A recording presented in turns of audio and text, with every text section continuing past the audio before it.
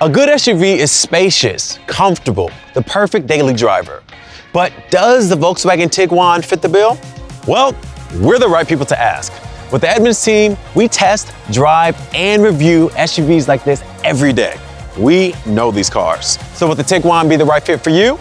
We teamed up with CarMax to cover all the details so you can make a decision on whether you should pick or pass.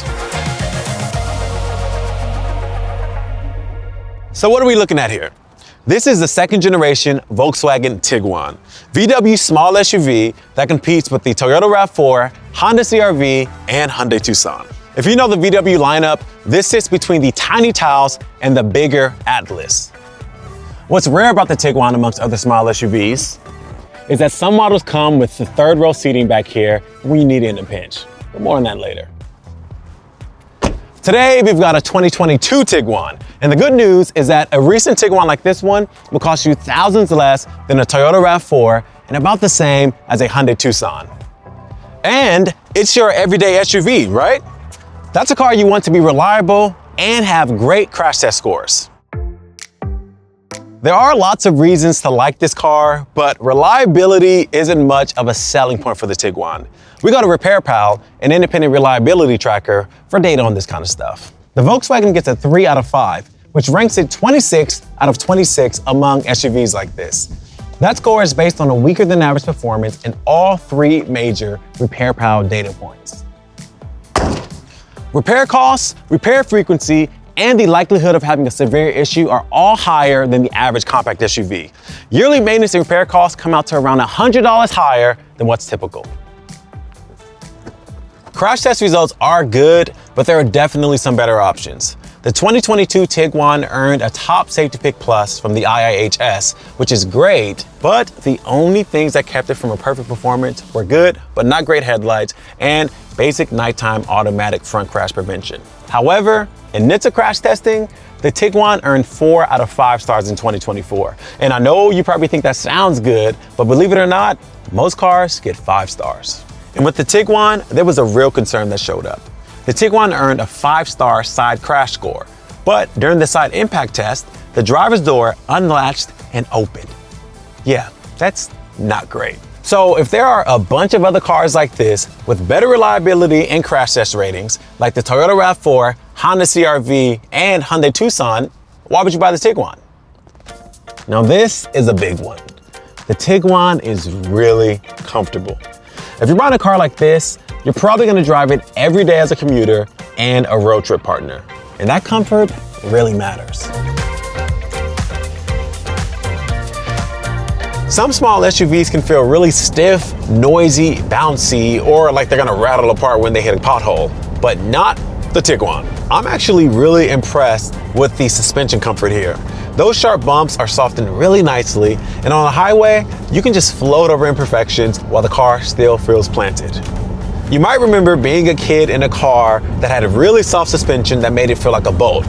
None of that here, so you don't have to worry about getting seasick. I also like how quiet it is in here. Like any other SUV like this, there is a bit of a grumble from the engine when you first pull off from a stop, but once you get going, the engine, road, and wind noise are remarkably quiet.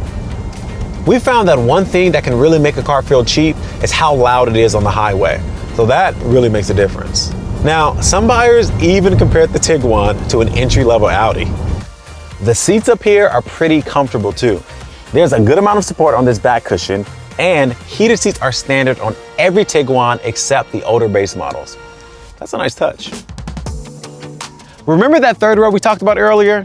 Yeah, that's one of the Tiguan's sneaky advantages. But just remember, that is an optional extra, so every Tiguan you find won't have those extra seats. Small SUVs with 3 rows are super rare, and that's what really sets the Tiguan apart from other SUVs at this price point.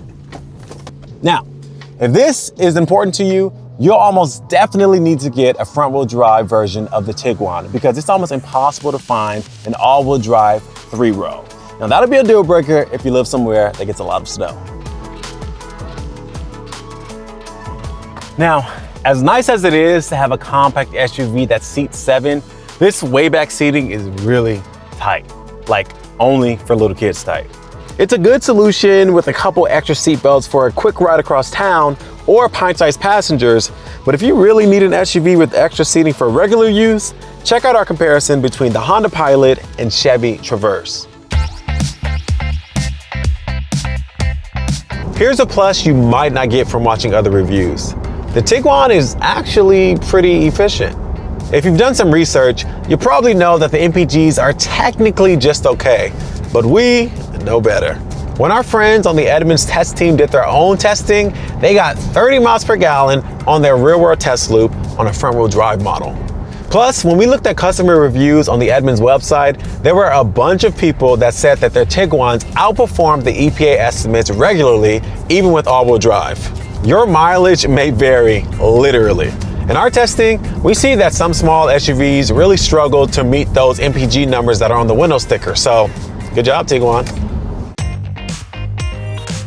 But there are definitely some trade-offs here. Now, one of the things that we really don't like is that there are no clicky buttons down where the heat and air conditioning is, just these finicky touch buttons.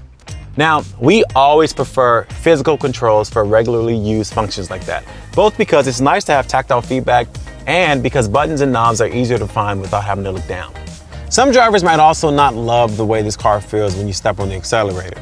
It can feel a little sluggish when you first get on the gas, but the problem we and some owners had is that the engine just isn't consistent. Sometimes it feels like there's not enough power, sometimes too much. And when one owner told their dealer about it, the dealer said that there was nothing they could do and that it was a flaw noted by VW. But lastly, we gotta mention that third row, which is a pick and a pass for us. Yes, those extra seats are nice to have in a pinch, but with the third row up, you basically have no room back here in the trunk.